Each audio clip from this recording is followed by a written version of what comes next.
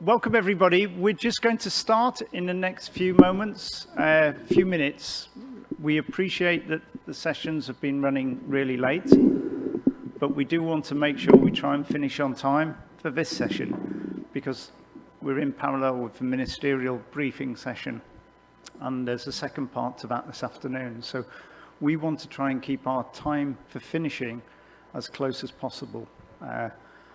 So not a big audience, but we're going to start. And if there's anybody listening to this live online on link, hello, welcome.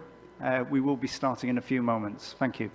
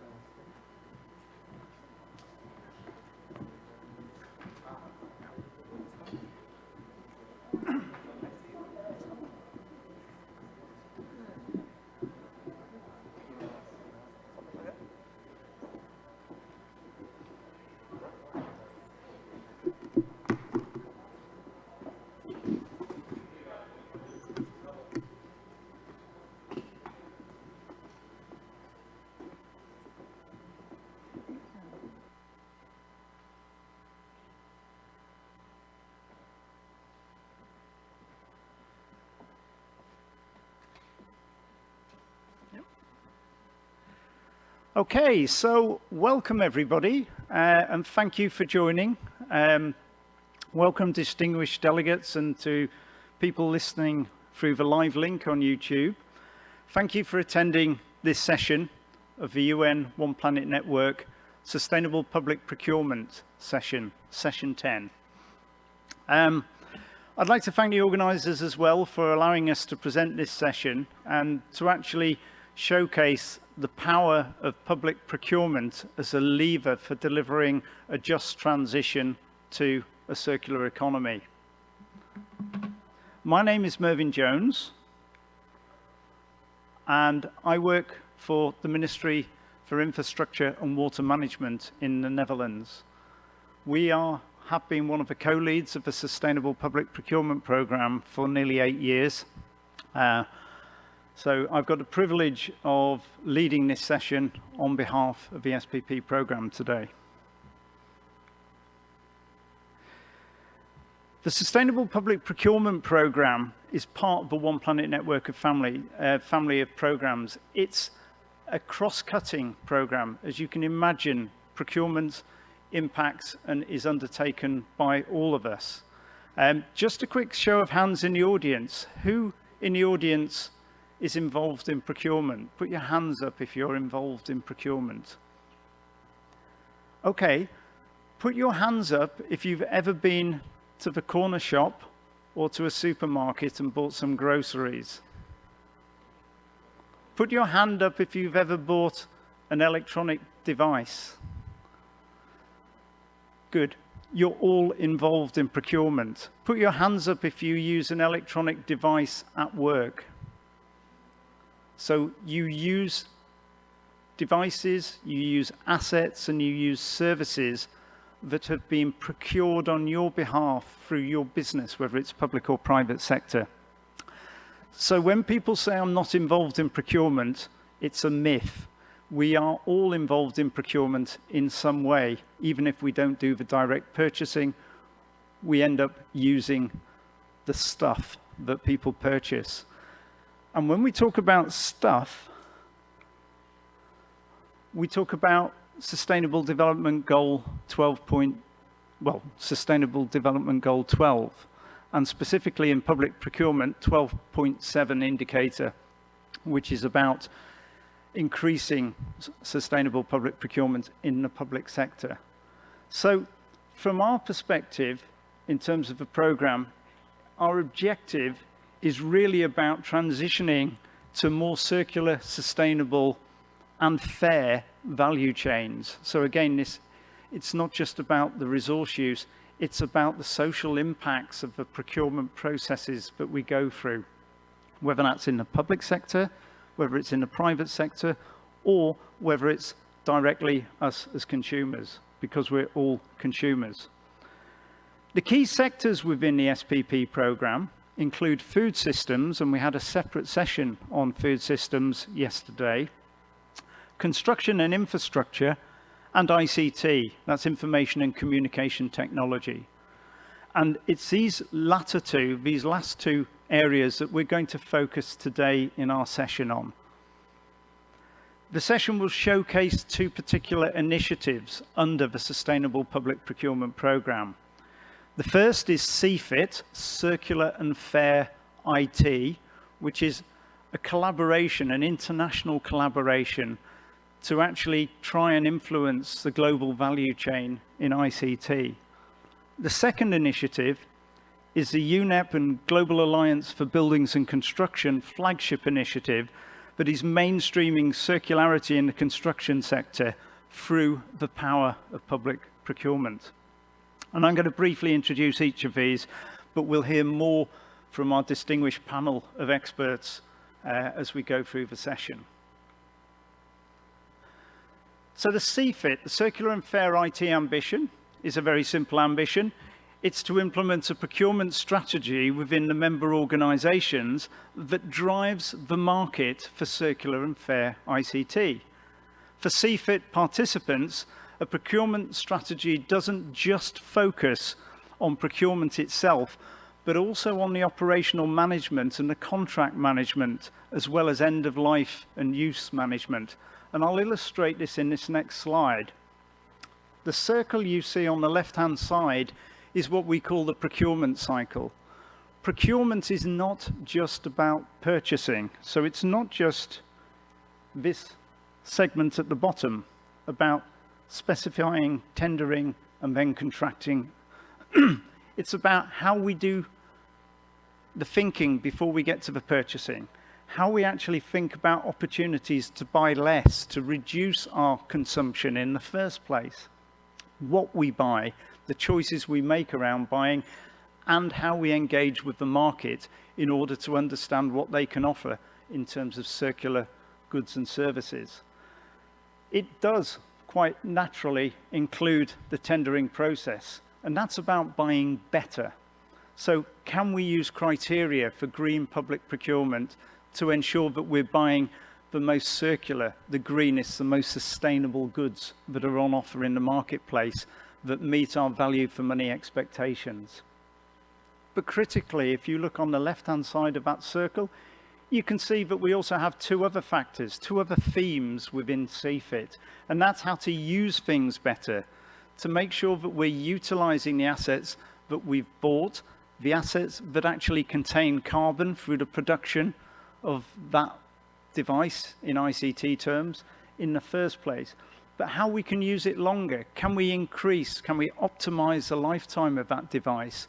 So laptops, 6 or 7 year lifetimes potentially, we tend to change them every 2, 3, sometimes 4 years. Can we actually use those devices for slightly longer? Even when they've come to the end of their natural life, can we think about ways of repairing or reusing or remanufacturing those devices before we actually think about recycling? So using better, using longer are two key strategies within CFIT. I'm going to move on to the flagship initiative now. Sorry, I should have said, I am going to go back, apologies. We have 4 themes on the right-hand side, and those themes encapsulate, they cover circular and fair. So the first theme, circularity, the aim is to reduce our consumption of virgin materials and resources, which consume carbon as well as resources themselves, and to optimize product lifetime and retain the economic value associated with those devices by closing ICT and product and material loops. We then have the category of fair, and this is about making sure in terms of a just transition, but we're contributing to fair and ethical working practices throughout the whole of the value chain, not just in production, but at end of life as well.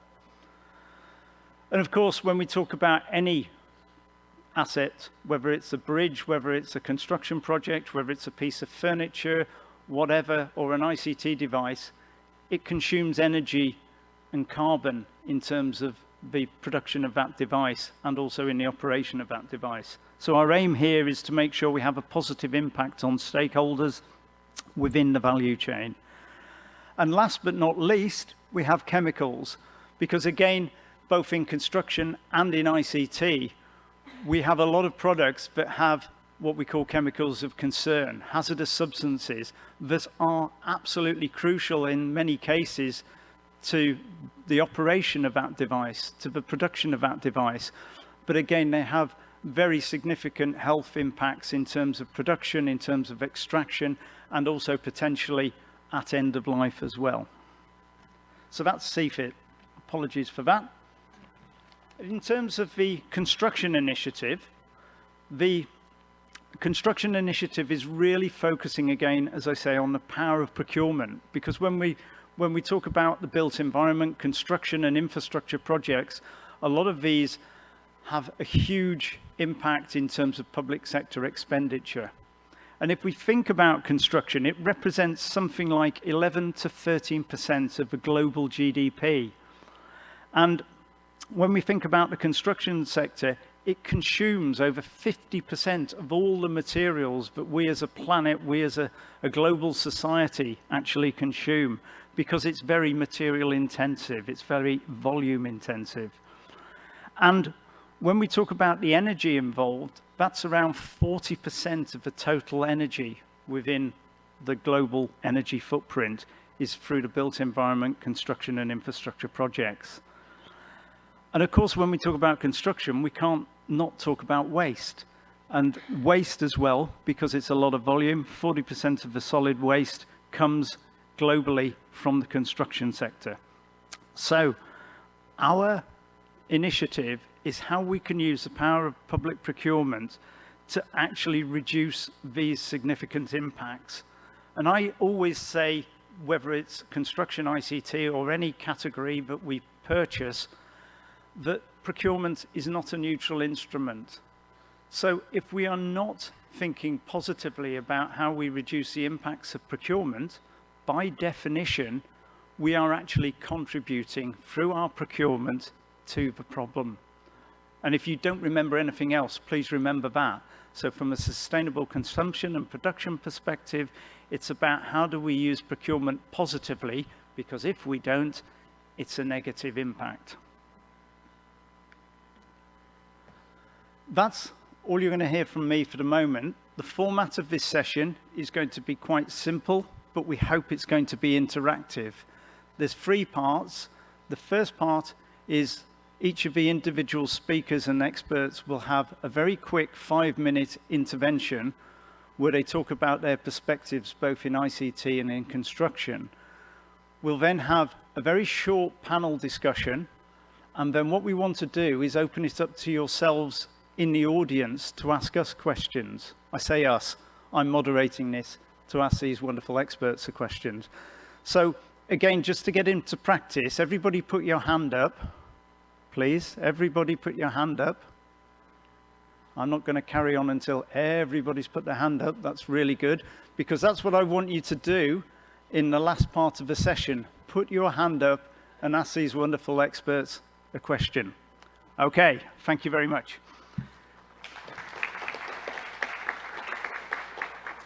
So what I'd now like to do is first to introduce Dr. Rolf Paye, who is the Executive Secretary of the Basel, Rotterdam and Stockholm Conventions. Dr. Paye is an international policy expert and researcher and speaker on the environment, climate and also island issues. He was the first president and vice chancellor of the University of Seychelles, and he was a Minister of Environment and Energy in the cabinet of the Seychelles from 2012 to 2014. So again, somebody who brings a very direct personal experience of the impacts of climate change. He's currently the United Nations Executive Secretary, as I said. So I hand over now to Dr. Paye and welcome your 5-minute intervention. Thank you very much.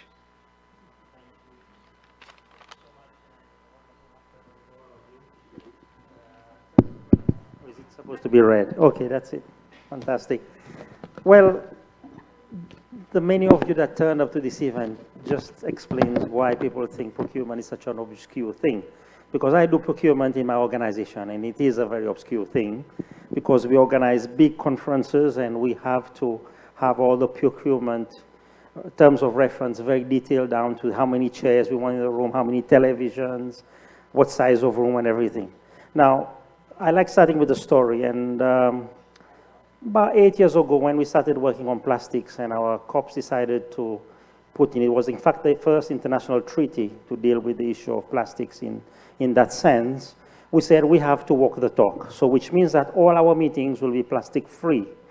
Easier said than done. When I said this, I talked to procurement. They said, yeah, we're going to put it in. And then we found out there were no suppliers in Geneva for plastic-free products. And then I had written also to all the institutions, including some of them here, saying, I want your conferences to be plastic-free. And it took us like 2-3 years to really get the suppliers convinced, get them to start looking at their own products that they're putting on the market. Just to show you that procurement doesn't have to be so boring. It's such an exciting area of work, and it really boils down to not only the people sitting in the procurement office, but us, who are defining and trying to bring about change, whether it's in the workplace or whether it's in industry where we work and you are in a manufacturing line trying to bring change. You have to think through all this, and this is where I come in my work, as head of the Basel, Rotterdam, and Stockholm conventions. And for those of you who never heard about these conventions, the 3 conventions put together really look at the life cycle of the products that we use, from electronic materials to tires on your car to chairs in this conference room and everything. How it's produced, what chemicals are used, what kind of industries are involved, how they are used, and finally how they are disposed of.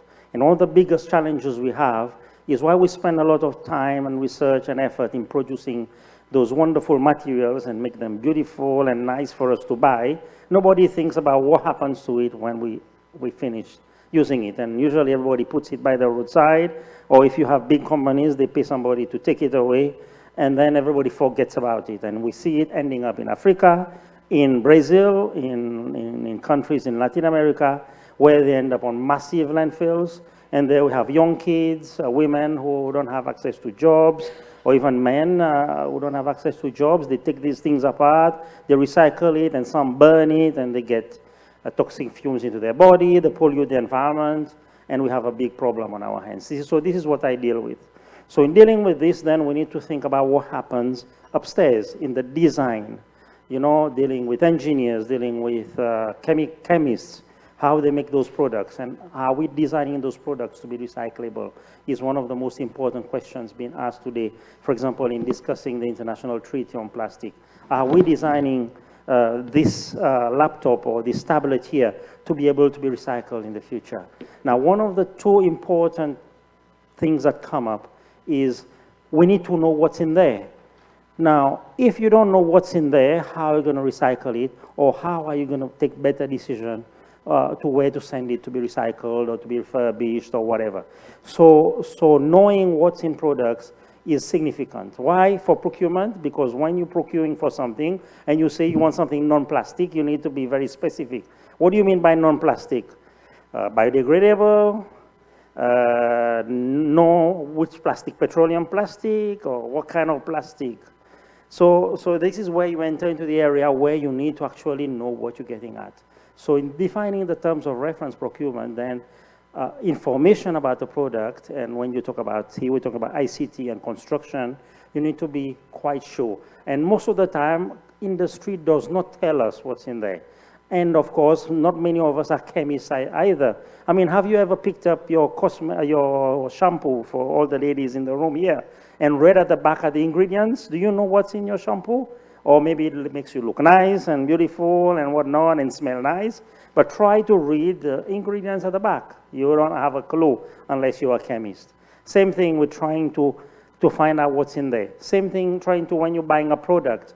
Did you know that in the covers of the seats of this auditorium, there's a special chemical called a flame retardant, that if there's a fire here, it actually reduces the spread of flames, which is actually quite good because it stops people from You stop the whole building from burning, and people have time to get out. But did you know that flame retardant is a chemical that's regulated under the Stockholm Convention called a DKBD chemical? And this chemical has been found to be toxic because this chemical leaches out of this seat here into the air and enters into our body. Fine, we've listed it. Now industry is looking at alternatives. But when you do procurement, can you say, I need a DKBD-free chair? Huh? No. Nobody will understand what I'm trying to say. The industry will understand. Your procurement people will understand. So that's how complicated it is. So labeling is a very, very important issue if we really want to look at sustainable procurement. The second one is transparency. Transparency is very important because when you're passing a product from one hand to the other hand needs to know what the other hand is receiving. And at the same time, in the case of Basel Convention, if we are doing transboundary movement of these materials when they have been disposed. Say, for example, this chair, again, I come back to my famous chair here. Now, this auditorium has said, no, we don't need these chairs. We need to change. We need a new color and whatever. I want to send it to a remote village in the Amazonia where they need those chairs because there's life in this chair, right? It can be used for another, I don't know, 5, 10 years. But you're not told them there's the kabidi in there. So they take all your nice chairs and say, thank you very much, I got a nice chair. And this is especially pertinent when you're dealing, for example, with textiles, you know. Textiles have this unique ability of being used and having all these chemicals in there and being used second hand, third hand, fourth hand, and so on. So transparency in the sharing of information is very important. And when it comes to moving this, say, for example, from Brazil to Argentina, then the transparency in the information share is very important. So that's another big challenge that we have in trying to deal with sustainable procurement. How much time I have? Do I have a lot of time? 1 minute. Okay, I can tell you another fun story then about procurement. Now, we also deal, for example, in construction or even in IT. They are designed, I mean, this construction is designed for 50 years, 60 years. Who's going to remember 60 years down the line, probably my grandchild, that this building was designed with this product and that product, especially insulation in the walls and whatever. So where is that what is information documented? How will the person who's going to break down this building take all the precautions that you know the insulation in this building is safe for human use and whatever? Take, for example, you know, we've been using extensively asbestos in housing, for example. How many houses are labeled? We have to come in and test that there is asbestos in the building before we replace them with other materials. So when we think about ICT, and especially in construction industry, we need to think about the availability of that information 20 years, 50 years down the line. Thank you very much. Thank you very much, Dr. Pai. We're now going to move to a video intervention. So I'm going to introduce my colleague from Canada, David Elogia. And he works in the Treasury Board of Canada and is a signatory, the Treasury Board of Canada, the federal government of Canada, is a signatory of the CFIT Pact. David has spearheaded significant work in terms of assessing and understanding the Canadian government's carbon footprint of its ICT procurement in its drive to identify actions for national carbon reduction in response to the global climate emergency. So if I could ask our colleagues up in the technical booth, if we can, oh, hello, we haven't got, no? Can we have the video play? Is that possible?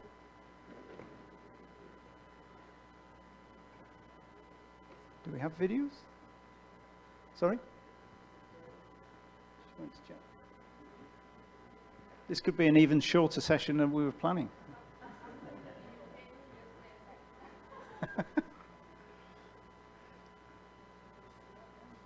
So, while we're waiting for the video, Rolf. Oh, no, here we are. We're going someplace. Lovely. Thank you. All right. Hello, everyone. My name is David Elogia. I'm a senior environmental policy analyst with the Government of Canada. In line with being Canadian, I'd really like to start by apologizing profusely for not being there in person to meet you all, but I really do hope that if you have any questions at all, please reach out. I'm very happy to meet new people and have further discussions. I'd also really like to thank CFIT for having me as part of this panel.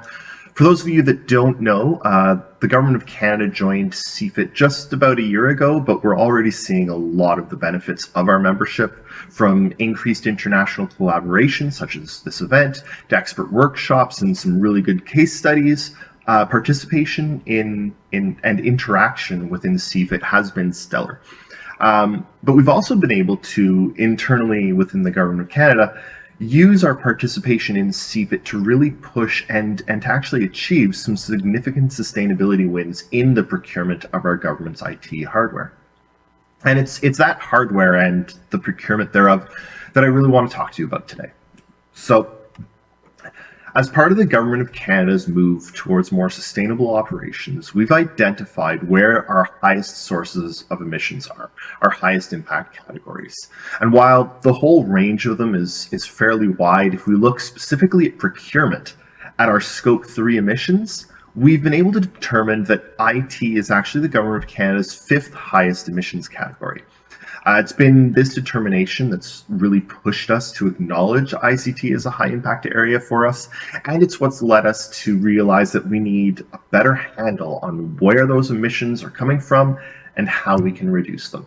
Now, we've done a lot of research on this, and we've sort of realized that Canada's in a really unique situation, a really good situation, honestly, where the 2 provinces within Canada that house the majority of our federal employees, Ontario and Quebec, they both have very green energy grids. Between hydro, nuclear, and other renewables, our energy mix in those 2 provinces somewhere between 95 and 99% sustainable energy, which means that based on some of the tools that we've created and some studies we've run, we've actually been able to estimate our Scope 1 versus our Scope 3 emissions. If we take 2021 as an example, and all of the IT equipment that the Government of Canada bought that year, we've been able to estimate that all of the IT equipment that we purchased that year emitted around 1,350 tons of CO2 from its use. By contrast, we've been able to estimate that the manufacture of that hardware emitted around 125,000 tons of CO2, meaning that the use emissions of our IT is just about 1% of the total that of manufacturing, which tells us really clearly it's the manufacturing level that we really have to target. So this is a really quick and simple summation of sort of where we are right now.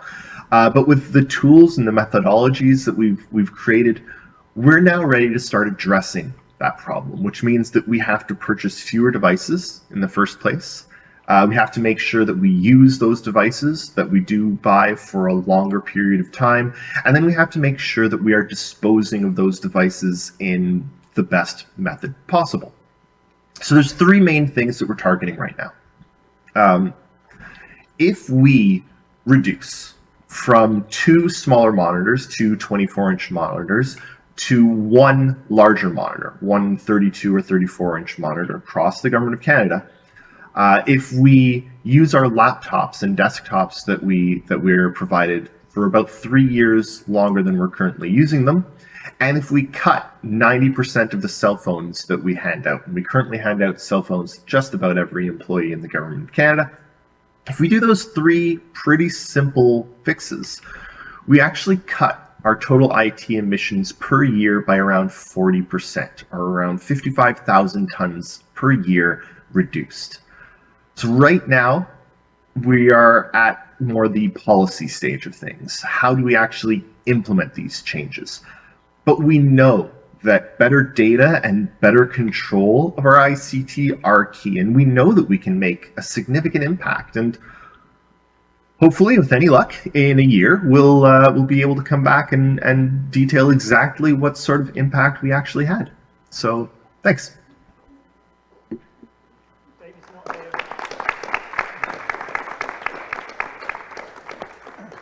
Thank you very much. I think some powerful numbers there that just showing the research that he's done there, and that figure that he gave, that it's 100 times more energy goes into the manufacture of these devices than in the operation. So really powerful. I'm going to hand over now to a direct colleague of mine from the Dutch government, from the government of the Netherlands, Johan Rodenhus. He's just simply a guru and an expert in ICT in our country. He works across different ministries. We all try to grab a little bit of his time. But we've got 5 minutes hearing his personal story about how and why the Dutch government, and he in particular, of actually seeing the importance of thinking about ICT as a category for reducing climate emergency. Over to you, Johan. Well, thanks, Mervyn. That's quite the intro. Thanks for having me here, to be allowed to be here today with all of you. And it's really interesting to focus on one of the most pressing challenges and opportunities of our time, actually. And I'd like to start with a brief introduction of who I am and what drives me in general. And who am I? Well, actually, that's subject to change. Just like our world is changing rapidly, innovation, for example, or personal growth never stop. They always continue. Climate change, the circular economy, and tech all move very, very fast, which makes it key to act now. But focusing on the present, well, my name is here on the screen, and for years I've been at the intersection of procurement, category management, sustainability, and supply chain responsibility within IT. You could call me a change maker, maybe in the broader sense, but I think the whole room here is full of change makers, actually. My focus is accelerating the transition to a circular IT industry. And it only works through collaboration and expertise exchange within the EU in global networks like today, and pacts like CFIT, which David and Mervyn already mentioned. And I've dedicated myself to driving sustainability, innovation, and societal impact across ICT environments and related categories. I work within the category of IT workspace, which is a category within the Dutch government focusing on workspace hardware. So think about all the laptops, smartphones, tablets you have, but I'm also more broader focused than that, also focusing on data centers, cloud, etc. And also sustainable software is quite a new one in the field of work, which has also caught my interest. And I aim to contribute to government-wide targets focusing on climate, on circularity, and we have those as the Dutch government, of course, put into place. For example, we want to have 100% climate-neutral business operations in 2030, and 50% less use of new raw materials, or virgin raw materials, let's put it that way. And that's quite a challenge because I heard it this morning, 2030, yeah, that's tomorrow, actually. And the world is changing rapidly, so must we. The challenges we face, whether it's climate change, the need for a circular economy, or the responsibility we bear in our supply chains, require us to act with urgency and purpose. And here's the punchline. If we want to see change, we have to be the change. The circular economy is not just a concept, it's a roadmap to a future where sustainable growth is not only possible, but necessary. It's about more than just recycling, it's about redesigning systems to eliminate waste, creating new business models, and ensuring fair wages and local production. Transparency in our supply chain is actually key, showing us not only where products, for example, are made, but also which chemicals are in there and which natural raw materials are being used. This transparency protects current and future generations from being exposed, of course, to those hazardous chemicals, and ensures ethical practices across the board. So if you look at the IT sector, where I've centered my efforts, the move towards circularity is particularly crucial.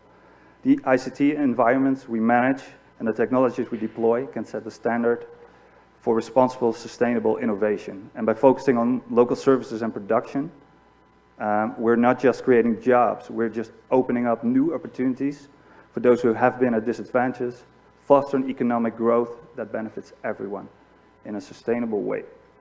And this brings me actually to my personal slogan, which states, flowing between future vision and creating a circular reality, which has some nice connections to IT, if you're into that. But it perfectly encapsulates my belief that we always have to take a look at the future, but also have to stay rooted in the present, taking actionable steps to make vision a reality. Well, how do I use this in my work? What do I do on a daily basis? Well, I do a lot of different things, but one of the things I created is a public procurement strategy, which is not based on a certain product or service, which buying a product or service is, but is focused on achieving the most sustainable performance, and that's a different way of looking at products as a whole. This is an add-up of sustainable business operations, sustainable products, sustainable services, or sustainable supply chains. If you add all these things up, that creates the most sustainable performance, and it involves all elements. It involves elements like climate, circularity, but also the social benefits which belong to that. Because there's no such thing as a sustainable product if one of those elements isn't sustainable at all. And if you look at the Dutch government, at this moment, our average standard focusing on IT hardware, for example, contains 75 requirements focusing on sustainability and all the themes I just mentioned, combining requirements and award criteria. And for those who are not familiar with procurement, and I didn't see any hands before, an award criteria is actually something that creates competitive advantage for companies which are, for example, more sustainable, but always using them in the combination with a growth model. Why is that? Because if you want to transition to a circular economy, you have to include every company, and it takes time to evolve, time to change. And if I look at the results we get, well, across the board led to significant results. For example, our CO2 emissions on a product level dropped an average around 15% in 2 years. We also have higher repairability scores throughout our products. We have better energy efficiency. We have a lot more recycled content. And for example, we have 89% of our products contain an eco label. To compare that to 3 years ago, that was maybe 28%. So we tripled the amount of products in 3 years' time. So it shows what's possible through public procurement. So as we move forward today, I encourage you to think about the role you can play in this rapidly changing world. Innovation, transparency, and sustainability aren't just trends, they're keys to building a future where we all thrive. Let's work together to turn our shared vision into a circular reality. And I talked about a little bit about redesigning earlier, and I'm sorry, Mervyn, but I'm going to color outside the lines a little bit. Creating change means sometimes that you take a sidestep into a program. So I want to challenge you all. So I have a challenge for everybody in the room. What are we all going to contribute to this goal and change from this moment onward? And I'm going to step off the stage for a moment, and it's not really planned, but I'm going to do it anyway. And I'm going to walk around to see what kind of things you have to think about. And I'm surprising also the cameraman, so let's see. What are your thoughts on this topic, and what's the first thing you're going to maybe change tomorrow when you go to work? Oh my God. Every answer is correct. Yeah, we're not going to work tomorrow, so but, yeah, bring the topic to colleagues that are not thinking about this discussion yet. So I think this is to spread the word. Bom dia. Greetings, colleagues. That was surprising. All right. Well, I see another one here. So, what are your ideas? Well, I think I like your the way you say, like you want to live more clearly your vision. I'm working specifically also with a project that has to do with sustainable public procurement and eco-label. So it's partially my job anyway, but the vision to make it closer, that sounds interesting, yeah. Great. Thank you so much, and I'm going to do a last one. I'm getting back to stage. So I'm going to walk here. So I see a big no, so I'm going to walk here. I'm outside the image probably, but. Okay, so I'm also not working tomorrow, but I work with an NGO for sustainable development. So we have a lot of discussions about this topic. The main thing we try to do at our office is recycle and try not to use plastic. So we are trying to be plastic free, but we also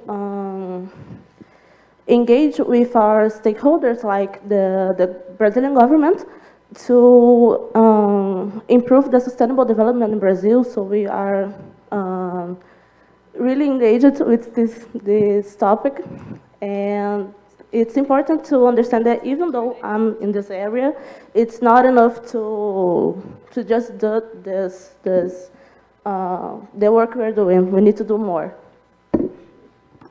Thank you so much. I'm heading back. Thank you very much, Johan. Yeah, you're welcome. I did say right at the very start we were going to try and make this a little bit more interactive. So thank you very much to our volunteer participants. But that's some great interventions from the audience. Right, what I would like to do now is to move over to the construction side. And again, the principles that we've heard in ICT are exactly the same principles when we're talking about sustainable procurement in construction and infrastructure, and indeed in any other category of things that we purchase. And it's an absolute honor and privilege now to introduce our next speaker, who I'm going to remember to put the slide up this time. And this is Dr. Francine van Staden, and she is the director, or she is the environmental officer of control. I call her the head of sustainability. If she's not, then she should be. Within the Western Cape Government's Department of Environmental Affairs and Development Planning. The Western Cape Government has just joined us on the Sustainable Public Procurement Programme as a co-lead. And I think it's a really great example of a sub-regional government, or a sub-national government, I should say, who is demonstrating that to be sustainable through government practices and government procurement, you do not have to be a northern country, a northern global country. You don't have to be a country with a large budget. You can do this at every level. So I'm going to hand over to Dr. van Staden, and the floor is yours. Colleagues and distinguished delegates, how does sub-national government prioritize greener construction when 18% of its population still lacks housing, when many of our households are still without basic services, water, sanitation, waste removal services, and electricity, when our provincial population growth exceeds our fiscal resources to the extent where it's upholding persistent public infrastructure backlog. Some of this public infrastructure is at historic high levels of deterioration, and this is due to economic austerity. It is worsening our social inequality to the extent where we are talking about gradients of energy and water poverty. How do we reconcile these challenges with that of climate change and a declining outlook for the natural environment of the Western Cape of South Africa? Well, as Western Cape Government, our Directorate of Sustainability, and as many of us here today, we are in the business of change management. And these are the exact motivations as to why we are choosing to adopt sustainable public procurement. For us, sustainable public procurement is not just a procurement tool, but it is a mechanism for provincial sustainability.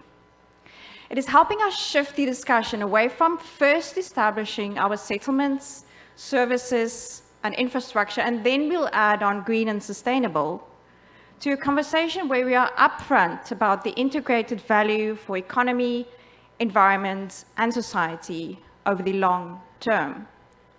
Sustainable public procurement for us is also a tool in just transition, where in the South African and Western Cape context, it is very much not only about a low carbon economy, but about skills transfer and enabling our communities economically in the long term. We're in the favorable position in South Africa that our national legislation makes provision for sustainable public procurement, particularly in the overlap of climate resilience and human rights approaches. Now it is up to us to work with this framework and demonstrate its value. Our implementation of sustainable public procurement focus on various key areas, and I'd like to briefly highlight 3 areas. Firstly, procurement models that are upfront and prioritizes cost efficiency and savings through total cost of ownership or similar life cycle costing models. We see how extreme weather is damaging and destroying our public infrastructure. And in the context of fiscal constraint and a very slow infrastructure rebuild post-disasters, we need sustainable public procurement to respond to this specific risk profile. And then financing models that prioritizes upfront maintenance and operational costs are critical for government, because value for money is non-negotiable for government. And then secondly, environmental and social impact assessments in our public infrastructure development brings a very strong social and environmental impact intention. This for us is in addition to our requirements of our Construction Industry Development Board, with requirements for local content, local skills development, and local employment. And then thirdly, sustainable building technologies and government subsidized housing is a key way for us as subnational government to scale our sustainable public procurement impact. And again, the focus is not only on climate resilience, but equally on local ownership, social contract, and community development. Now, despite a favorable legislative environment, various implementation focus areas at subnational level, and local success cases, we still face many challenges. The South African socioeconomic context, in very often cases, still prioritizes a lower cost, and we still consider sustainability to be an additional expense. As co-lead in the Sustainable Public Procurement Program, we hope to bring this socioeconomic lens to our sustainable public procurement thinking and development, and it's something we would like to work with and expand also in collaboration, and we look forward to learning from our colleagues. Thank you, obrigada, for the opportunity to address you at the One Planet Network Forum. Thank you very much, Francini. One of the things, the message I took out of that is one that I hear time and time and time again, and when you look at my face, you'll realize I've been around for a long time, and I still hear it now in 2024 in the same way I heard it in 1980, 1990, 2000. And it's we can't afford sustainability. Sustainability costs. It costs more. Sustainability is economic, it's social, and it's environmental. And we all have budgets, whether we're individuals or whether we're private sector or public sector. So we can always do something within the budget that we have available. So that's my second message for you to take away, is sustainability costs more is a myth. It's an absolute myth. It costs what you want it to cost. And there's always something you can do within the budget that you have. And the single biggest thing you can do is not spend that budget in the first place. Find a way of meeting your need without having to purchase. So being sustainable in your consumption and reducing that overall global production. So that's my preaching over with. Apologies. I'm now going to pass over to Philippe, and I'm going to do the same thing again. Thank you, Philippe. As you can see on the screen, Philippe is the manager of the Global Circularity Protocol. We were privileged to hear him on the panel yesterday in another session. So from the World Business Council for Sustainable Development, over to you, Philippe. Okay, thank you very much. I'm going to take a microphone. For those that know me, you know that I like to move a lot and I have a lot of energy, so I'm just going to go around, if you don't mind. Let me just start by actually going completely off script and answering what you were just saying about sustainable procurement and the focus on cost. That's indeed a myth. And why is it a myth? Well, because currently we don't have the right regulations, we don't have the right incentives for that to not be expensive. How do you do that? You do that through protocols, for example, Circularity Protocol that I'm leading. Happy to tell you more about it later. But then also, as Francini was just mentioning, because we're not factoring in total cost of ownership. So I'm just going to leave it at that. and then I'll go into my presentation. Before that, just to introduce myself, I'm Portuguese, so I'm going to speak in Portuguese, at least in the presentation. Bom dia, Rio, boa tarde. Desculpem estar a fazer esta plenária logo depois do almoço. Parabéns a vocês por terem vindo depois do almoço. Então vamos tentar que isto continue a ser energético. Meu nome é Filipe Caminho Garcia, trabalho na World Business Council for Sustainable Development, agora em inglês. That's an organization with over 230 of the biggest companies in the world, so we have a very big carbon footprint, and our mission is very much to change the polluting industries, but also to bring along like-minded and sustainability mindset organizations to push for change. We don't believe of, oh, these are the bad guys. No, let's bring everybody into the discussion. Let's push toward change. So how do we do that? So what's public procurement? Why we are here? Because we think this is extremely important. It's a very powerful tool. I don't know, for those that know the entrepreneurial state from Mariana Mazzucato, definitely recommend for all of you to read it. Basically there she clearly says, literature actually shows that there are a number of examples from spatial technologies to all of other examples that actually was changed. Innovation was changed from public procurement. So sustainable public procurement should be exactly the same.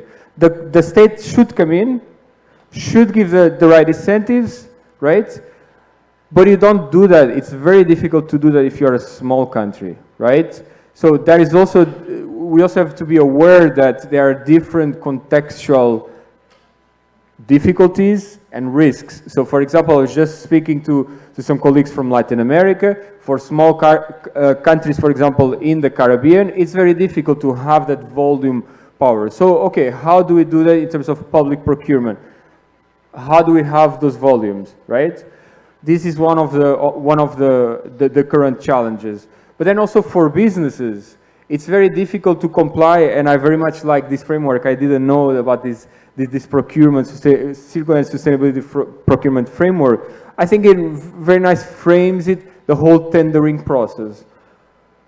What I missed there was the risk and the difficulty for business, and that's compliance to all these processes, which are very important. Quality processes are extremely important. But imagine, and very happy to hear some representatives of small, medium-sized companies, like Virjan from Brazil. For small and medium-sized companies, they just don't have the money, the resources to comply to these humongous procurement processes. If that's difficult for big companies, imagine for the smaller ones. So that's also something to bear in mind, right? And then there's all the quality control measurements that you need to put into that. Now, I had a few things to mention here. Some of the most important things that we flag is really to have a holistic, in terms of decarbonization, a holistic carbon reduction in buildings and infrastructure assets. That really is going to also ensure you have the whole life cycle of carbon captured into the buildings. As we know, most of the carbon is coming from about 6 materials in the building construction. That's from steel, from cement, and a few others. And it's actually quite interesting. A few days ago, I was talking to one of our companies, a medium-sized company, and they have a very interesting solution that is made of mushroom, of cogumelos, of mycelia, and that's really to replace some heavy polluting, or let's say high carbon emitting material, construction material. But they say, I have this great solution, but it's too expensive, or I don't have the right incentives, or if I want to put it in the market, it's very difficult for me to market that. So what is the role of the government? What is the role of public procurement? It's exactly to step in and create that market, create that innovation. There's a complete myth that it has to be just the private sector pushing. No, this has to be a public-private partnership. And now, by the way, I hate that word public-private partnership. I think it should be public-private, civil society, academia, because you also need a science into all of this. So it's much bigger than just public-private partnerships.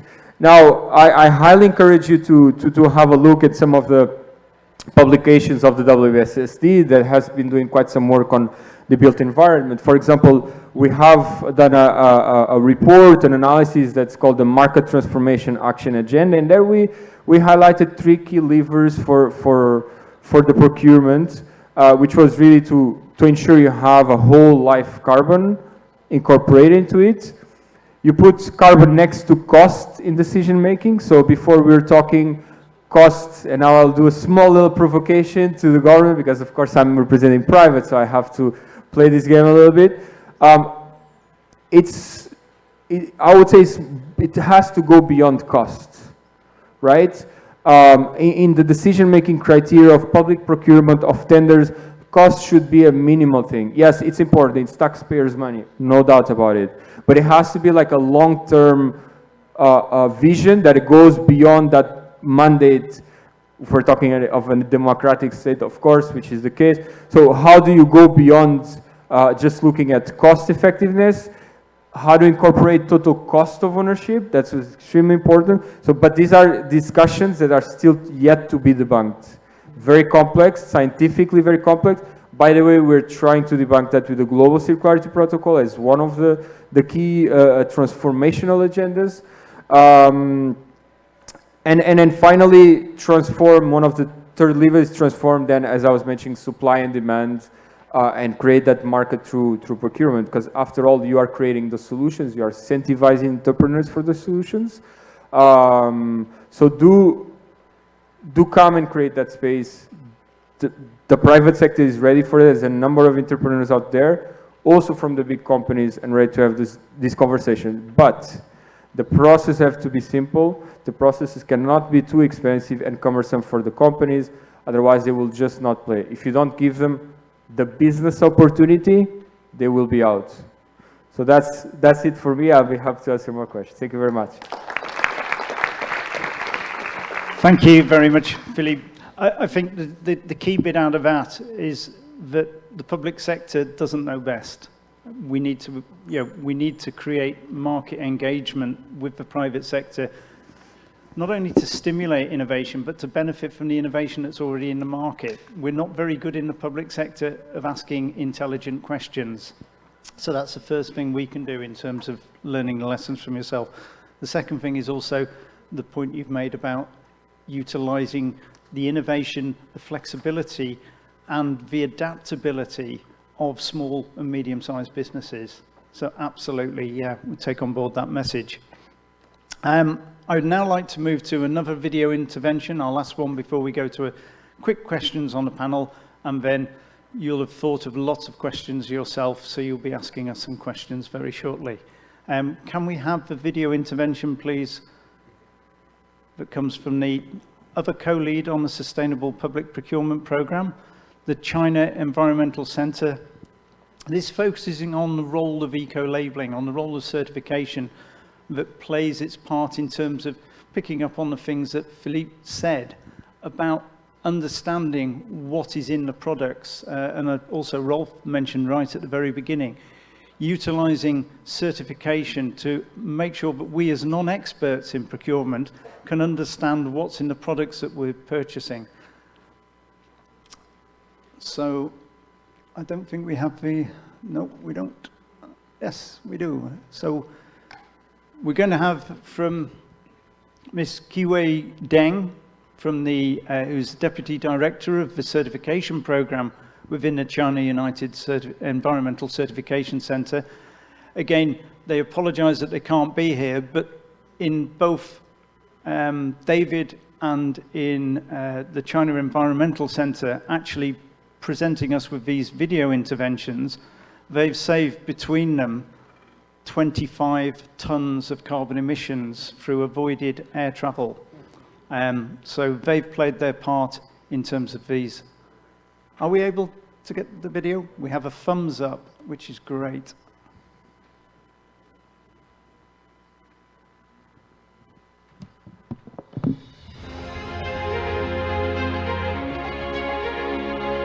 Hello everyone, ladies and gentlemen. I am Deng Qiuwei from CEC, China Environmental United Certification Center. Here, I will share China environmental labeling and green public procurement. Since the establishment of China Environmental Labeling Program by the former State Environmental Protection Agency in 1994, After more than 20 years of continuous development, China environmental labeling has achieved significant benefits in environmental, social, and economic aspects. In particular, it has played an active role in promoting green public procurement. On one hand, the market supply of environmentally labeled products supports the implementation of the green public procurement system. According to public information, from 2006 to 2018, the Ministry of Finance and the Ministry of Ecology and Environment jointly issued 22 lists of green government procurement for environmental labeling products. The number of products on the lists has increased from less than 1,000 product models to over 1 million, and the product category have grown to more than 90 categories now. On the other hand, through strict environmental labeling standards and the certification process, China environmental labeling prioritizes pollution reduction and energy conservation, effectively enhancing the greening of government procurement. Environmental labeling standards set specific limits based on analysis of the environmental impact of products in life cycle. And during the certification process, the first step is to verify the environmental compliance of enterprises. Here, I have some recommendations as follows. Firstly, it's very important to release related policy and regulations to promote the prevention and control of pollution. Secondly, we can formulate the strict stance and the certification process and make the public procurement incorporated with criteria. Government adopts the certification results and gives priority to purchase environmental friendly products. Lastly, it's necessary to carry out a variety of activities as to raise the awareness of the society on green production and consumption. Thank you.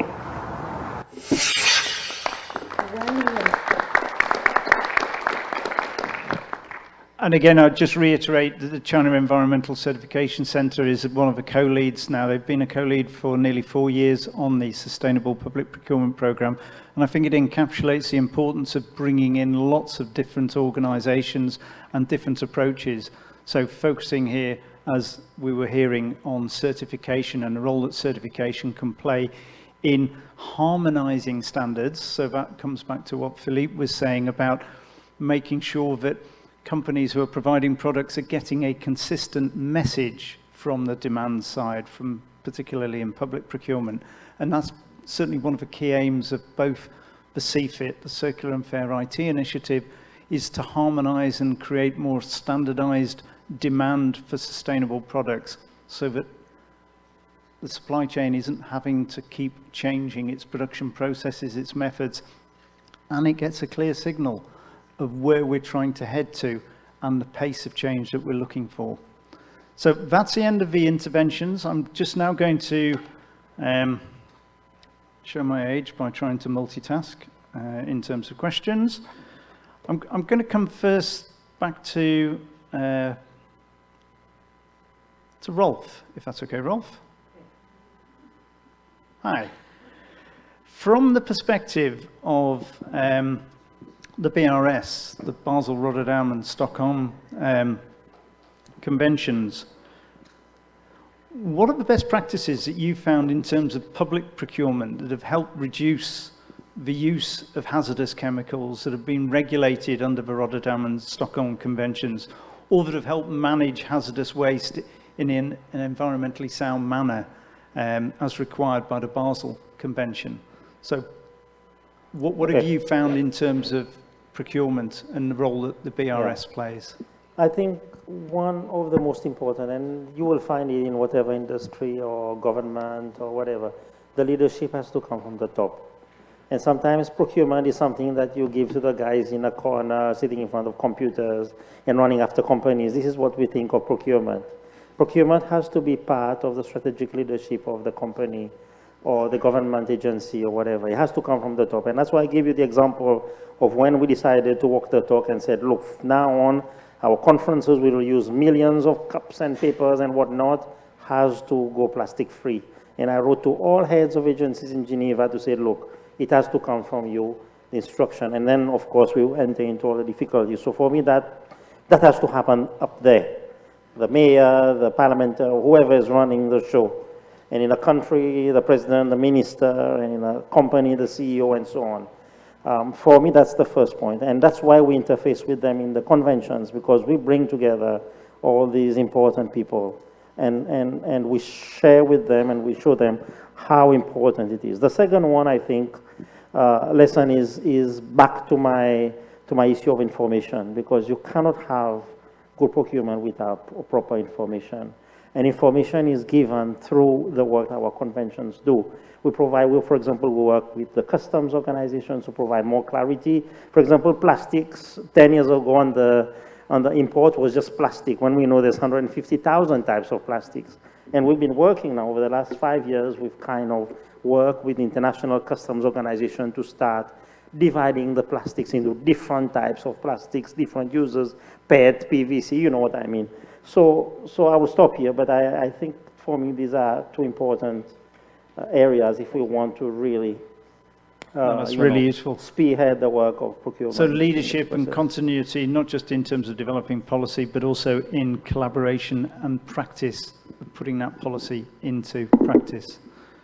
Francini, from the Western Cape perspective, how does the government demonstrate the social value through your construction program and through your construction procurement? Thank you for the question. So we demonstrate value in social aspects through procurement through various ways. But firstly, I'll focus on inclusive economic activities. Unemployment in the Western Cape currently exceeds 20%, and this puts in perspective the economic pressures of the region, and this is also in addition to the COVID-19 economic pressures. So as government and subnational government, through our procurement processes, we are very specific about job opportunities and creating access to employment. And in our procurement processes, we are enabled to a large extent to prioritize spending in small and medium enterprises, obviously according to very specific criteria. And we have a robust guideline in our Growth for Jobs strategic framework, which through targeted investments and sustainability practices opens up economic opportunities for the region. And then for us as a department, for the second year in a row, we've undertaken a voluntary pilot process where we have taken a deeper dive in our procurement data. What is it telling us about the market segment or the type of community, companies that we are procuring from? And through a gender disaggregated data overview of our spending, we were able to benchmark ourselves. And for a second year in a row, we have benchmarks for a specific percentage on female-owned businesses, bringing them into the market and understanding where we are at in terms of our bigger picture. And then on community health and well-being, we've taken the approach that sustainable infrastructure improves our local living conditions and our local living environments. And by upgrading unused or derelict public facilities, we are able to make an immediate and marked difference in communities where it is needed most. Now, this might be as simple as a single school construction project, but it does not only respond to our spatial transformation commitments, but it equally opens up access to services, access to community well-being, and the spin-off thereof is community safety improves, and it becomes a new economic hotspot, which is very positive for our local communities. And if I may just mention a third point, the overlap of climate resilience, skills transfer, and human rights. We know that climate resilient infrastructure responds positively in terms of it saves government money and it saves society's money, and it's a way of protecting our communities. But the skills transfer is equally important, and specifically in the South African context, where we need to ensure that our communities are economically enabled. in a potentially low carbon economy. And that for us will only happen through skills transfer and a technology component. And then the human rights approach. For us, it means being very explicit about who do we involve and bringing on board unemployed, youth, vulnerable groups, marginalized groups, essentially demonstrating that sustainability is for all. And for us, this is essentially what we describe as our trilogy of just transition. That's excellent. Thank you very much.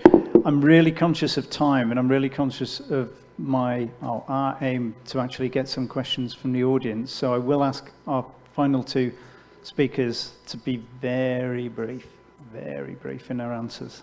Very, very brief.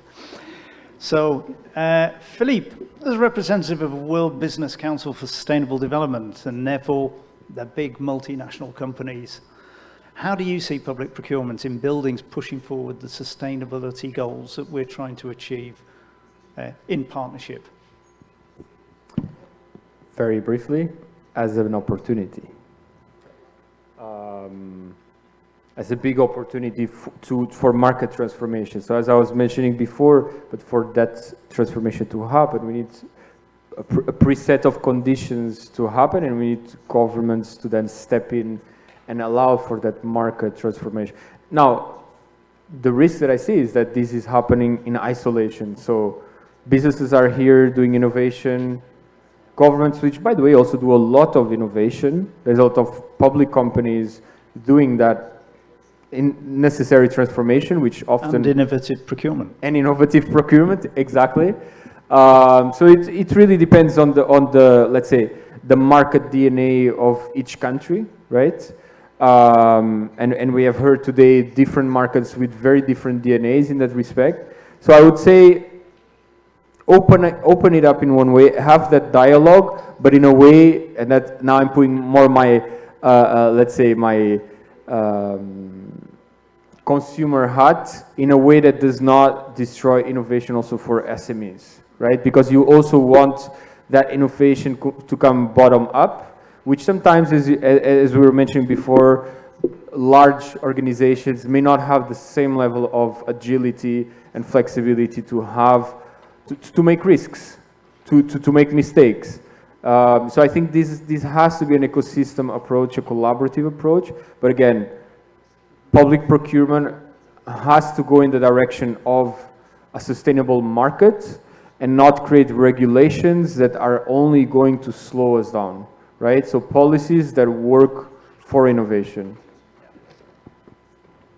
And I think that's really important. One thing I've seen in the short time I've been here in Brazil is it seems to be a very entrepreneurial society at all levels, and it's harnessing that entrepreneurship in a sustainable way. Last but not least, Johan, I'm going to see if I can go back. Oh, yeah.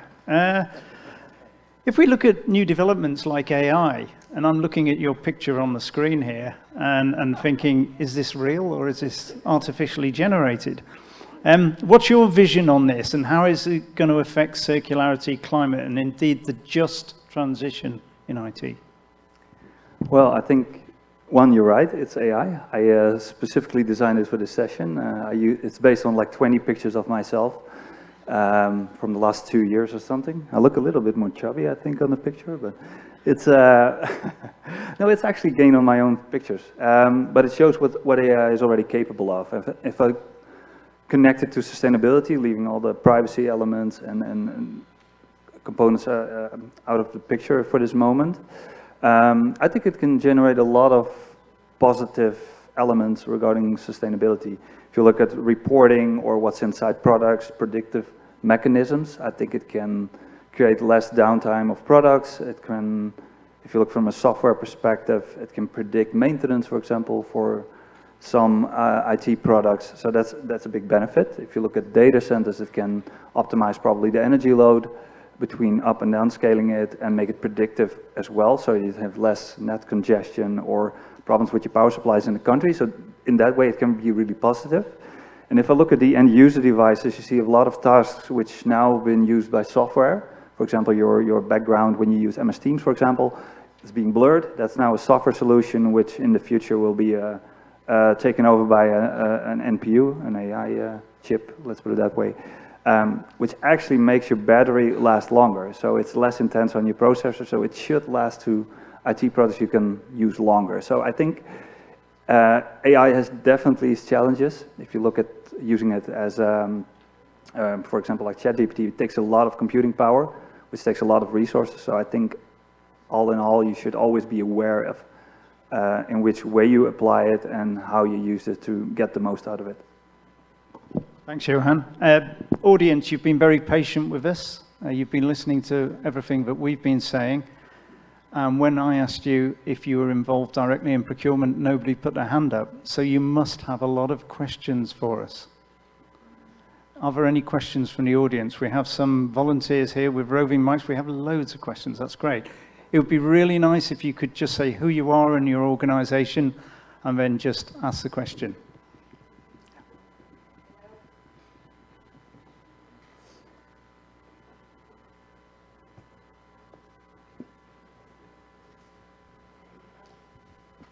Hello.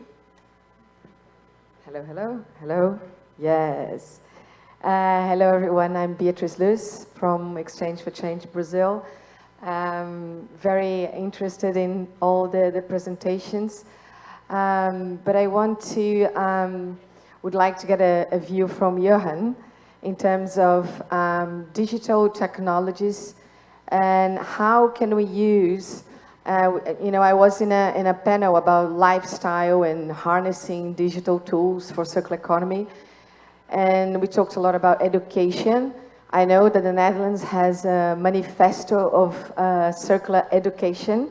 I've been working and inspired by the Netherlands for some time, had exchanged some ideas with Jacqueline Kramer in the past. So I was wondering, how can we use this kind of technologies to inspire kids to a new mindset and to grow already thinking of circularity? Wow, that's a really good question, actually. I think it works a little bit the same like children adopt technology now growing up already. You see a lot of younger children, you see like trying to like swipe, if they touch a screen, for example, they grow up with it. And I think there's a bit of a trade-off, of course, how young children should be when you expose them to technology. I think playing around outside is very important as well. I think there should be a balance, so that's one. But I think let them play with designing or modulating like IT equipment. So just like you learn how to play with building blocks, you can use it as well in a way to build your own smartphone, for example, or learn how to play with technology to create like a light pop up or something. I think it should always be in a playful way. I think that helps the most. I'm not a specialist in children's education, as you know, but I think those things work well. And I know there are also, for example, different tools which help children and also parents grow up and understand what's happening in the digital world to protect, for example, children more against harassment or anything like it when in the digital way. So I think there have been some apps developed as well from some Dutch companies which focus on educating that. I think those are key elements which should be always be put into place. And I think in the broader sense, it's just play with things. Like, we had the privilege of visiting FERJAN, which is the Federation of Industries in the Rio de Janeiro state, and they've got what they call a Fab Lab. Boy, it was fab. And there was some really good getting young people involved in design. I love that idea of getting it involved in design. And if you get the chance, go visit the Fab Lab from FERJAN in the Casa de FERJAN. Is that correct? Yay. The gentleman on the end of the row had a question. Hi, thank you so much. My name is Wei Shin. I work for the United Nations in New York. I have a quick question. So during your presentation, everyone mentioned the role of the manufacturers, the role of the company, the role of the consumer. But I think in practice, I think you miss, how can we communicate this to the auditors? Very often we have lots of ideas. We say we need to do sustainable procurement, and we'll receive the bid and we want to select probably a slightly more sustainable but more expensive option. The auditor will usually show up, say, what's going on? And I think sometimes I find it very hard to communicate our ideas to them from the lens what they are looking at things. And I would be most appreciated if I can learn from your insights how you communicate that to them. Thank you. I'll give a response to that, because on the 17th, when I get back, I've got a meeting with the heads of procurement of all the multilateral development banks in London. And that's exactly what they're talking about, is that when we talk about procurement, we talk about a procurement cycle, as I said right at the beginning. It's about, do we need something in the first place? What do we need? It's about not what we want, but what we need. And can we actually service that need in a way that doesn't necessarily encapsulate ownership of an asset? So, but coming back to your point, the critical bit in that is actually identifying the stakeholders all the way around that procurement cycle. And it's a wonderful cycle, it's 360 degrees, but by definition, that involves every stakeholder. And you're really right, it's about actually helping demystify, taking away risk with financial investors in terms of circular finance, so that they're not seeing it as something novel, something non-standard. They're seeing it as part of their finance and investment portfolios. It's the same thing as you've just said with the auditors. It's not just getting the procurement people demanding, but it's getting the financiers and the auditors to actually understand that it is not an additional risk, and that the risks can actually be identified, mitigated, and managed throughout the project. So, yeah. Did you want to say something, Philip, very quickly? If I may just jump in, not from my current job, but from a previous life, I would add to that the problem is also interoperability, as I always say this word. So great to hear about the development banks.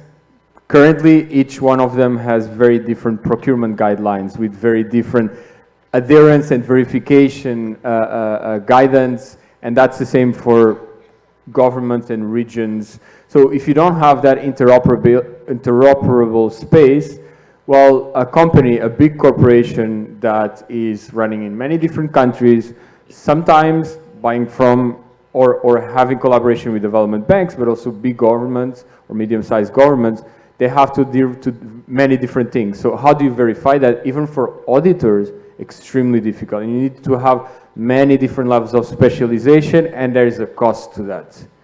Cost, not just direct cost, operational cost at the time, but also on skilling those people. So yeah, absolutely appreciate that. Thank you. I think we've got time for just one last question, if we do, and then we will have a video intervention for the final bit. If it's really quick question, really quick answer, really quick question, quick answer. Go. It was mentioned that we don't have 50% of the buildings we are going to have in 2015 are not yet built, and Mr. has said that, for example, for the museum, 60 years from now, what is going to be done with this building? In front of Museu da Manhã, we have a very high building built in the 20s, the 1920s, that is being rebuilt for residential. It is a very important building of Rio de Janeiro that 100 years now, after, is going to be used for residential purpose. So I'd like to hear a few thoughts on how we direct for rebuilding things that we already have ready, and not as our construction sector is directed to build new things, and it's not very well prepared for rebuilding things for the circular economy. So it's... Anybody else want to jump in? Rolf, do you want to go? Well, I can try, since very quickly. I put the elephant in the room. Yeah. Well, basically the point I'm making is when we are designing now, we need to think about what will happen to the building when we're going to dismantle it. It's hard. I'm not saying it's easy, but the kind of procurement processes that we will go through, whether it's the wood to be used in this building, whether it's the materials, the insulation, all of this we have to go through. And one of the key things, for example, if you look at what the Montreal Protocol, which deals with ozone-depleting substances, right? When that treaty came into force, our buildings that were air-conditioned using the old types of gases that were destroying the ozone layer, you need to have a plan put in place so that you can replace those gases, so that you know, what something happens and then destroy the ozone layer. So the same thing will happen with our treaties as well. The chemicals that have been used, or like I gave the example of asbestos, for example, have to be disposed properly. But of course, in the design, they have to be specific in what kind of materials and the, you know, so because people, we think about procurement, but I will introduce a new word here, deprocurement. People don't think about deprocurement. They only think about because it's exciting to buy something new. No, but when they finish using it, they don't think about it. And that's my big point about this whole thing. And that whole thing about total cost of ownership, thinking about the cost of disposal as well as the cost of purchase. Philip, I think you wanted to say something. Yeah, so just very quickly, which you can also call reverse procurement, or which goes in line with reverse logistics. Something that in Europe is being done is something called the materials passport, which goes also in line with the digital products passport, which then allows you, for example, if you're constructing a new building, to have that visibility in the future. So currently you don't know, it's very difficult for you to know what buildings are actually in that. So most of the time, simple solution, you demolish it, right? And then you do it again. Or actually you retrofit very little part of the building because you don't have that visibility. So just adding an additional element here, data visibility is extremely important. So I know in Brazil there's some discussions ongoing to actually get inspiration from that materials passport, but that's also an important element to bring that transparency. I just completed a project as part of the Dutch government with a number of European countries called City Loops. And if you Google City Loops, there's 8 different small, medium-sized cities. One of the elements in there is about demolition protocols. So this an interim stage between what Philippe has just said, but picking up on what Rolf said. So we can use buildings as material banks. We can think forward in terms of circular design, design for flexibility, design for loose fit, design for modularity, design for deconstruction. But in the meantime, the 98.5, 99% of existing buildings, there's an awful lot in there that we don't need to demolish. So if we take these demolition audits, we can see what components we can actually reuse before we get to recycling. So yeah, Google City Loops, and there's a lot of information on that, and there's a lot of information at the European Commission. I'm really going to be offending you, but we run out of time because I do want to finish with a video from the UNOPS, who bring together both what we've been talking about on ICT and construction. So can we have our last video, please? Technical people. Lovely technical people. He's just walked back in, so hopefully he's going to press a button. Thank you. Bom dia. Greetings, colleagues from the One Planet Network. Obrigado and thank you to the Government of Brazil and the City of Rio de Janeiro for convening this important forum to accelerate the implementation of the Global Strategy on Sustainable Consumption and Production and SDG 12. My name is Anne-Claire Howard. I'm the Director of Procurement here at UNOPS in Copenhagen, and I'm sorry that I could not be with you in person. UNOPS supports United Nations agencies and other partners to provide peace and security and humanitarian and development solutions across the world. We do this through procurement, project management, and infrastructure services. UNOPS procurement is not just one of our service lines. It underpins all of our work. In 2023, UNOPS procured 1.6 billion worth of goods and services from over 5,700 suppliers worldwide on behalf of 184 different partners.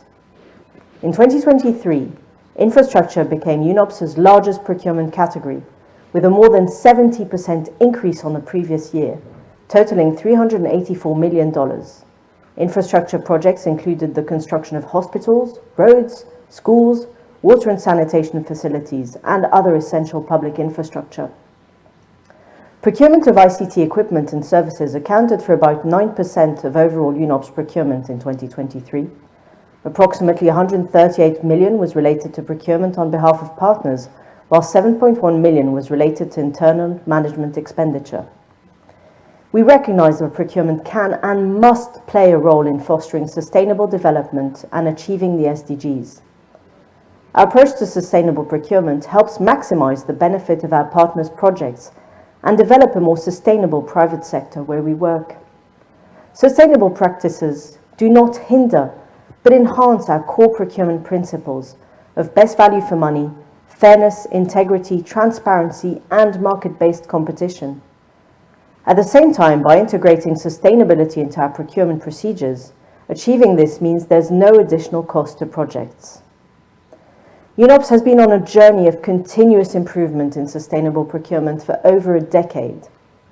What started as small individual efforts and a focus on raising awareness of the issue of sustainability in procurement has grown into the development of specific policies, mandatory requirements, and initiatives.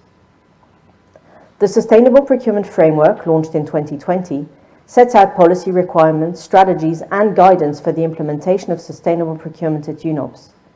It defines sustainability requirements depending on the nature of the process, such as the inclusion of sustainable procurement criteria. As a key partner, we engage with the private sector in sustainability efforts through DRIVE, a data-driven approach to assess and improve the sustainability performance of suppliers and markets. DRIVE builds on data collection via self-assessment, validation, and corrective action planning in line with the UN Supplier Code of Conduct and UNOPS General Conditions of Contract. UNOPS actively works to expand supplier markets in the locations in which it operates, with a focus on micro, small, and medium enterprises and underrepresented business owners, such as women and persons with disabilities. In helping businesses thrive, both existing and potential suppliers are supported with tools and resources to build their capacity and unlock their potential in doing business with UNOPS. Workshops known as UNOPS Possibilities Forums are one of the ways UNOPS helps strengthen the capacity of local suppliers.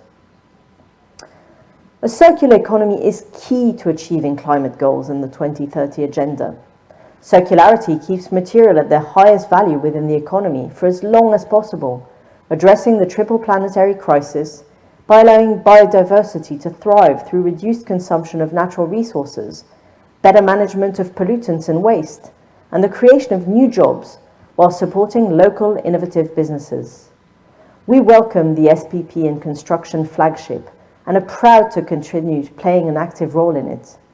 We are confident this initiative will complement other international efforts, such as the Chaillot Declaration and the Buildings Breakthrough, which have also identified public procurement as a key driver of transformation. We are committed to supporting the implementation of national policies and measures, including roadmaps and appropriate procurement frameworks that will advance inclusive decarbonisation and climate resilience in the construction sector.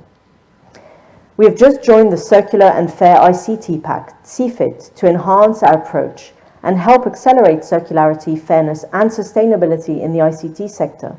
And we invite you to join as well, increasing CFIT's collective procurement volume to push for lower carbon emissions in ICT products by buying circular, extending product lifespans, and stimulating innovation. Our goal is to reduce carbon emissions whilst fostering transparent and fair value chains that prioritize social justice, human rights, and labor rights. We will continue to refine our procurement strategies, integrate sustainability, leverage digitalization and innovation, and build strong partnerships to ensure we can effectively respond to whatever challenge may come our way. And thank you very much to Anne-Claire Howard. I would just like to echo Anne's call for action there. Yes, UNOPS is a huge global organisation, but the Circular and Fair IT Pact and the Construction Initiative will only work if people like yourselves, your organisations, your colleagues join. So open invitation, please get in touch with us to look at how you can take part in both CFIT and also the Circular Construction Initiative for procurement. I'm going to leave you now with a saying that the Minister for Environment for Brazil back in 1992 said at the first Rio Convention. And he said, if we act as if it matters and it doesn't matter, then it doesn't matter. But if we act as if it doesn't matter and it matters, then it matters. We're now at the tipping point where that last sentence is irrelevant. We can no longer act as if it doesn't matter. We have the scientific evidence base to show it matters. So again, individual call for action, like Johan said, whatever you do when you go back to work on Monday, you can always do something different, even if that's just inspiring your colleagues to think about procuring, purchasing, using something longer, and the same in your own lifestyles. But look at your organization's policies. Look at ways that you can agitate and instigate them to change and become more sustainable, and join us on that sustainable procurement journey. Thank you very much. I'd like to thank all of our experts on the panel and give them an appreciative round of applause. I'd like to thank you for sitting here and listening to us for the last hour and a half. Thank you very much. And I'd also like to extend my thanks to the sign language people for signing our session for us, to the translators, and to the technical gurus who can make this happen, and finally to the organisers of the UN One Planet Network Forum. I know the incredible hard work that you do behind the scenes to give us this platform to promote our messages. Thank you very much, everyone. Enjoy the conference.